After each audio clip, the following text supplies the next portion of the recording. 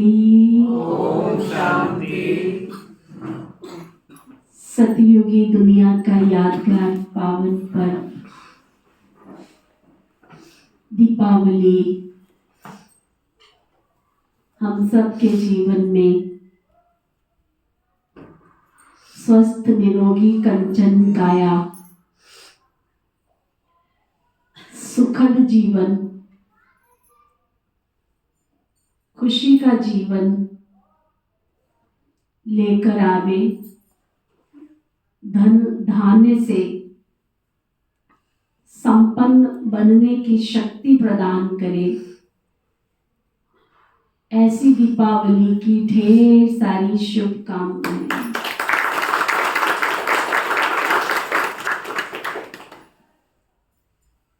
व्यस्त रहो,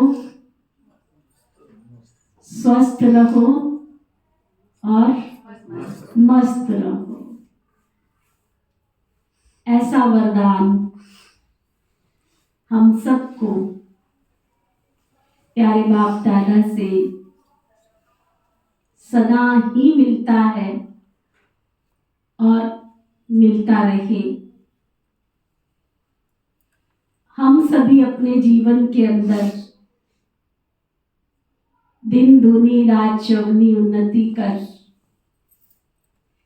आगे बढ़ते रहे। दीपावली जो अनेक रहस्यों को सामने लेकर आती है,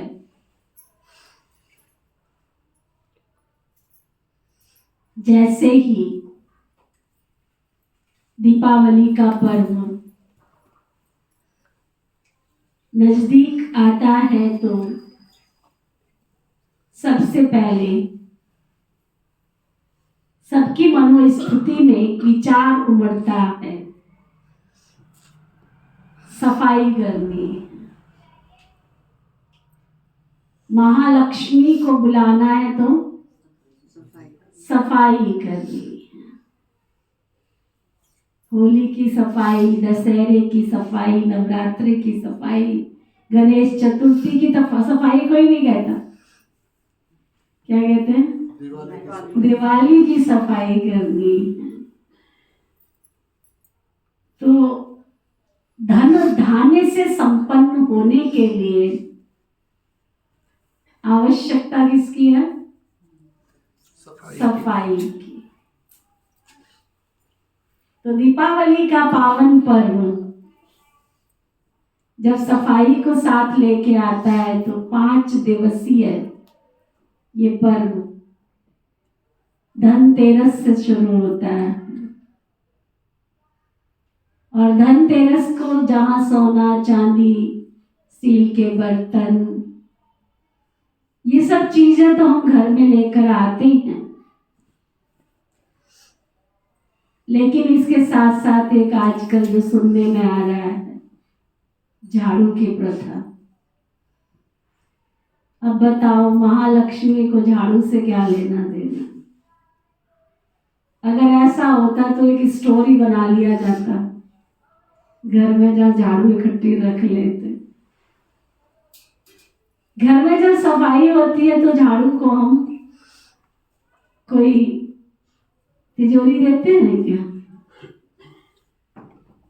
कोई ड्राइंग रूम देते हैं क्या?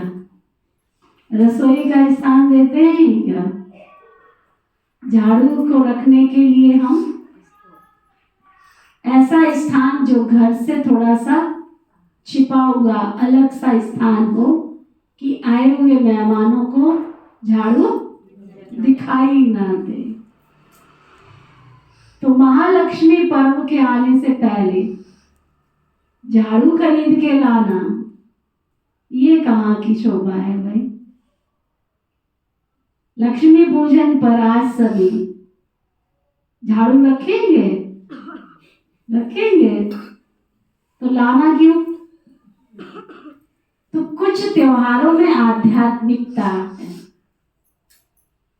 कि महालक्ष्मी को बुलाना है तो पहले घर की सफाई के साथ साथ मन की सफाई भी चाहिए। मन मंदिर में गाफला, झाड़ू रोज लगाया कर। उसके लिए झाड़ू चाहिए, तो वो ज्ञान के दिव्य रत्नों की झाड़ू, जो ज्ञान बाबा हमें देते हैं, उन ज्ञान रत्नों से, ज्ञान से, अमृत से, ज्ञान से हमारे मन की सफाई होती है। फिर सोना और चांदी। सोना सात्विकता का प्रतीक है और चांदी शीतलता का प्रतीक है। जब मन की सफाई होती है तो बुद्धि सोने जैसी बनती है और शीतल बनती जाती है। सोने और चांदी जैसी बुद्धि जब बनती है, धनतेरस के दिन 13 दिए जलाते हैं। 13 दिए का मतलब होता है 13 तुझको अर्पण, क्या लागे मेरा। फिर आज हम सभी बड़ी दिवाली, दिवाली के आगे क्या लगाते हैं? बड़ी दिवाली, बड़ी होली, बड़ी दशहरा, ऐसा कुछ बोलते हैं? क्या कहते हैं? बड़ी दिवाली। और इस बड़ी दिवाली के पीछे तो इतनी मान्यताएं हैं, अगर यहाँ विस्तार करने बैठ जाए तो बहुत लंबा विस्तार है। पहला सफाई, दूसरा महालक्ष्मी का जब पूजन करते हैं। कहने में आता है कि श्री रामचंद्र जी ने विजय प्राप्त की थी, वो अयोध्या वापस आए थे, तो घर घर में दिया जलाया था खुशी का। तो कहीं भी किसी घर में राम दरबार तो नहीं लगाते। अब जब दीपावली का पर्व राम जी का यादगार है, तो राम जी की पूजा होनी चाहिए ना, उनका अभिषेक होना चाहिए ना, लेकिन करते क्या है? महालक्ष्मी। अब बताओ महालक्ष्मी बीच में कहां से आ गई? अब महालक्ष्मी का आह्वान करते हैं, सामने महालक्ष्मी जी को बिठाते हैं। महालक्ष्मी जी के साथ फिर सरस्वती जी को, फिर गणेश जी को। राम जी तो बीच में दिखते ही नहीं, जो इतना बड़ा सब कुछ करके आए पूजन के समय। न श्री राम जी को दिखाते, न श्री सीता जी को दिखाते, न हनुमान जी को दिखाते, न लक्ष्मण जी को दिखाते। अब महालक्ष्मी का आह्वान करते हैं, तो फिर लक्ष्मी जी धन कहां से लेकर आई? तो बहुत सारी गुत्थियां जो उलझी हुई हैं, कि वास्तव में मनुष्य आत्मा जब विकारों पर विजय प्राप्त करती है, जीवन को दिव्य गुणों से सजाती है, तो उसके जीवन का अंधेरा नष्ट होता है, उसके जीवन में धन धान्य से संपन्नता आ जाती है। और जब व्यक्ति धन धान्य से संपन्न होता है, तो प्रकृति में भी चारों तरफ खुशी होती है, प्रकृति भी चारों तरफ से धन धान्य से संपन्न होती है। दिवाली के अवसर पर लोग सबसे ज्यादा आदान प्रदान में क्या करते हैं? क्या करते हैं? धन का प्रतीक है दिवाली, संपन्नता का प्रतीक है दिवाली, तो लोग सबसे ज्यादा क्या देते हैं? मिठाई के साथ साथ आजकल जो चल रहा है, क्या कहते हैं? ड्राई फ्रूट के डिब्बे देते हैं, वैरायटी ड्राई फ्रूट देते हैं। ताकत, संपन्नता का प्रतीक है। फ्रूट देते हैं, सब्जियों का भरमार देखो, वैरायटी सब्जी मिलेगी, प्रकृति भी भरपूर हो जाती है। तो ये बहुत सारी मान्यताएं दिवाली के दिन। अब एक तरफ कहते हैं लक्ष्मी जी का वाहन उल्लू था, दिवाली के दिन दिए जलाते हैं, प्रकाश करते हैं, रोशनी करते हैं। आज सुबह हम जा रहे थे, चारों तरफ इतनी रोशनी थी। शहर में हमने देखा सुबह सुबह चारों तरफ एक से बढ़कर एक घर सुंदर सजे हुए थे रोशनी से। नाम ही पड़ गया रोशनी वाली दिवाली। अब रोशनी वाली दिवाली पर उल्लू को दिखे कैसे? उल्लू को तो रात के अंधेरे में दिखता है। अब लक्ष्मी जी आपके पास कैसे आएंगी? अब अंधेरा तो करते ही नहीं। उल्लू का प्रतीक है कि जो व्यक्ति अज्ञानता रूपी रात पर विजय प्राप्त कर लेता है, जिसके जीवन में ज्ञान का आत्मा का दीपक जल जाता है, तो उसके जीवन में धन धान्य आ जाता, धन धान्य से संपन्न हो जाता है। फिर दिवाली के दिन दरवाजा खोल के रखते। अब बताओ, दरवाजा खोल करके रखते, दरवाजा खोलने से क्या घर के सारे दरवाजे खोल के रखते? फिर क्या करते? पटाखे फोड़ते, आतिशबाजी करते। अब पटाखे फोड़ते और आतिशबाजी में बहुत अंतर है। आतिशबाजी में धुआं नहीं होता है, आतिशबाजी में आवाज भी नहीं होती। जो आजकल जो रिवाज बना, पटाखे, आतिशबाजी जो होती है वो खुशी की निशानी होती है, खुशी की, रंग बिरंगी दुनिया की खुशी की निशानी होती है आतिशबाजी। फिर क्या करते हैं? दीपावली पर एक बड़ा दीपक जलाते हैं, 4 मुंह वाला, है ना। बड़ा दीपक जरूर चाहिए, छोटे मिले ना मिले। उस बड़े दीपक को देसी घी का बना के बहुत सुंदर जलाते हैं, और जला के फिर घर के सारे छोटे छोटे दीपक जलाते हैं। तो बड़ा दीपक दीपराज की निशानी, दीपराज की हम सभी दीप रानियां। शिव बाबा आके हमारी आत्म ज्योत जलाते, आत्मा का दीपक जलता है, हम धन धान्य से संपन्न हो जाते। अब दीपावली के दिन एक प्रथा और चली आ रही। क्या? रात को जुआ खेलते। अगर गली के कोने पर कहीं जुआ खेलने वाला मिल जाए तो उसको पुलिस आके पकड़ के ले जाती। खुशी के मौके पर ये जुआ कहां से आ गया? पटाखा फूट गया। खुशी के मौके पर ये जुआ कहां से आ गया? तो जुआ निशानी है विकारों पर विजय प्राप्त करके, विकारों पर विजय प्राप्त करके, जो बुराइयां हैं हमारे अंदर, जब तक व्यक्ति उन पर विजय प्राप्त नहीं करेगा तब तक वो धन्य दान से संपन्न नहीं हो सकता है। तो परमपिता परमात्मा आते हैं, वो हमें विकारों को जीतने की शक्ति प्रदान करते हैं, गुणों से संपन्न बनाते हैं, भरपूर करते हैं। यानी हम अपनी पुरानी जिंदगी को, जो हम 63 जन्म से ढोते आ रहे थे, पुराने जीवन को, उन पुराने विकारों को दांव पे लगाकर, जीवन को दांव पे लगाकर, क्योंकि घर परिवार वाले, संसार वाले लोग अपनी तरफ खींचते, रस्साकसी का खेल चलता है जब हम बाबा के बच्चे बनते हैं। लेकिन हम सब ब्राह्मण आत्माएं अपने जीवन को दांव पे लगा देती है कि नहीं, और उसमें विजय हासिल होती है। इसलिए दीपावली के पर्व को विजय पर्व के रूप में मनाया जाता है।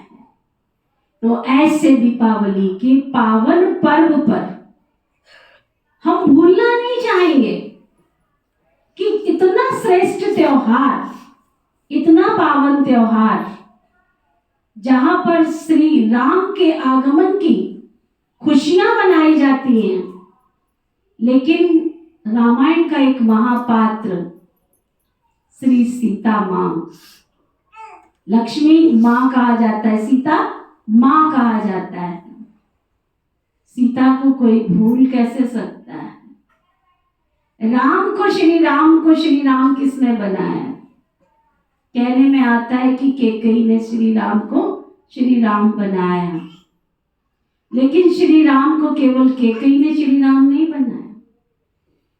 सारी रामायण का मूल जो पात्र है वो हमारे संगम युग की यादगार है दीपावली। सीता का जन्म हुआ किसमें? खेत में। इसलिए सब लोग दीपावली के दिन क्या करते हैं? खेतों की पूजा करते हैं। उसके खेतों की पूजा करनी है, क्यों करनी है ये नहीं पता। बहन जी सुबह सुबह जाना है हमको, खेतों की पूजा करनी है हमको, भागना है हमको, क्योंकि सीता माँ का जन्म खेत में हल चलाते हुए दिखाते हैं कि उसका जन्म खेत में हुआ था। और फिर आप सोचो, सीता जिसने खेत में जन्म लिया और जन्म के साथ उसने विश्व को हरियाली दी थी, भरपूरता दी थी। चारों तरफ अकाल पड़ रहा था, पानी नहीं था। राजा जनक ने तपस्या की थी, तपस्या के बाद धरती में हल चलाया तो सीता का जन्म हुआ। फिर सीता अपने घर में राजा जनक उनको लेकर गए, उनकी परवरिश की। कुछ दिन बीते ही थे, सीता का प्यार हो गया श्री राम जी से। श्री राम जी को प्राप्त करने के लिए सीता ने क्या किया? अंदर लक्ष्य रखा कि मुझे शादी करनी है तो श्री राम जी से करनी, मुझे यही प्रिय वर चाहिए। वो शुभ दिन आया तो उनके पिता ने एक शर्त रख दी कि जो इस धनुष को तोड़ेगा, राजा जनक के पास परशुराम जी का दिया हुआ धनुष था, धनुष को तोड़ेगा, उसके साथ सीता का स्वयंवर होगा। सीता माँ त्याग की मूर्ति, तपस्या की मूर्त, स्नेह की मूर्त। अभी वरमाला की तैयारी होने वाली थी, धनुष्वाण टूटा ही था कि परशुराम जी आ गए उसके जीवन में, है ना? और वहां पर जो वरमाला बहुत खुशी के साथ डलनी थी, उस वरमाला के समय भी सीता को एक पेपर देना पड़ गया। चलो, वहां भी उसकी विजय हुई और वो वरमाला श्री राम जी के गले में डली। राम जी उनको प्राप्त हुए। अभी बहुत खुशी के साथ, बाजे के साथ अपनी ससुराल में गई, अयोध्या नगरी पहुंची। अभी कुछ दिन ही हुए थे तो फिर एक नया पात्र बीच में आया, कैकेयी माँ। और फिर सीता के जीवन में फिर से एक पेपर आया, फिर से एक विघ्न आया। कौन सा? कि अब श्री राम जी को वनवास मिलेगा। सीता को किसी ने कहा नहीं था कि तुम वनवास में जाओ, लेकिन त्याग तपस्या की मूर्ति, मर्यादा की मूर्ति, पति व्रत का पालन करने की शक्ति रखने वाली चली वनवास की ओर। अभी वनवास में पहुंची थी तो फिर एक पेपर आ गया। रावण महाशय जी आए और उठा के ले गए। रावण की जेल में बैठ के, रावण की वाटिका में बैठ करके उसने किसको याद किया? श्री राम को याद किया। इतनी महाशक्ति, इतनी महाशक्ति, इतनी पवित्रता की मूर्त थी कि उसको कोई टच नहीं कर सकता था। रावण की हिम्मत नहीं हुई कि उसको टच कर ले, है ना? अब आप सोचो, रावण का अंत करने में सारी दुनिया में इतने असुर फैले हुए थे, उन असुरों का अंत करने में मैन कौन बना? आधार कौन बना? श्री रावण। अगर श्री सीता जी को लेके नहीं जाता तो इतने असुरों का संहार होता है क्या? तो मैन पार्ट किसका रहा? है ना? उसने रावण का अंत करवाया, असुरों का अंत करवाया अपनी पवित्रता की शक्ति पर, अपनी त्याग की शक्ति पर, अपनी तपस्या की शक्ति पर। अब आप देखो, रावण को मार के लंका पर विजय प्राप्त करके अभी तो बेचारी लौटी थी, धोबी जी आ गए उनके बीच में। अब एक धोबी के कहने से मां सीता को अग्नि परीक्षा देनी पड़ती और मां सीता अग्नि परीक्षा में भी पास हो गई।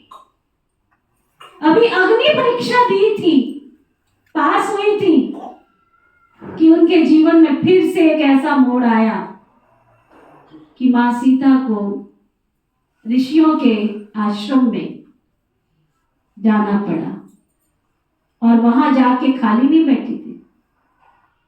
उस पवित्रता की शक्ति के आधार पर, धीरज की शक्ति के आधार पर, त्याग की शक्ति के आधार पर उन्होंने 2 सुपुत्र पैदा किए, लव और कुश। ऐसे महासपूत पैदा किए जो सारी दुनिया में ऐसे सपूत किसी के पास नहीं थे। संसार के सारे राजे महाराजे सबके ऊपर विजय प्राप्त करने वाले सपूतों को जन्म दिया मां सीता ने। और जब श्री रामचंद्र जी ने महायज्ञ रचा तो उस यज्ञ के समय किसकी आवश्यकता थी? किसकी आवश्यकता थी? मां सीता की। सीता को कहां से लाए? कहां से लाए? तो क्या किया? सीता को सोने का बनाया गया, है ना? सीता को सोने का बनाया गया, ठीक है। और अब वो सोना कब बनी? देखने में आता है कि सोने का बनाया, लेकिन सोना कैसे बनी? वो इतना त्याग, इतनी तपस्या, इतनी सेवा, इतना सब कुछ करते करते उसका जीवन सोने जैसा बन गया। और उस सोने के जीवन तुल्य सीता मां को कैसे भूल सकते हैं? तो ये हमारे संगम युग की यादगार शिव बाबा ने श्वेत घोड़े, यज्ञ में जो श्वेत घोड़े दौड़ाए, उन घोड़ों का प्रतीक बाबा के हम सभी बच्चे और बच्चियां, यज्ञ पुत्र और यज्ञ पुत्रियां। सुना? तो यज्ञ पुत्र और पुत्रियां हम इस संगम युग की यादगार है। और इस संगम युग पर आज हम सभी यहाँ पर भविष्य के पवनहार, देवी देवता बनने की, पावन बनने की दीपावली मना रहे हैं। भविष्य के स्वराज्य पद को प्राप्त करने की दीपावली मना रहे हैं। तो ऐसे दीपावली के पावन पल की आप सभी को बहुत बहुत बहुत ढेर सारी शुभकामनाएं। सदा खुश रहो, सदा जिंदगी में आगे बढ़ते रहो, फिर से सदा व्यस्त रहो, स्वस्थ रहो और मस्त रहो। ओम शांति शांति शांति।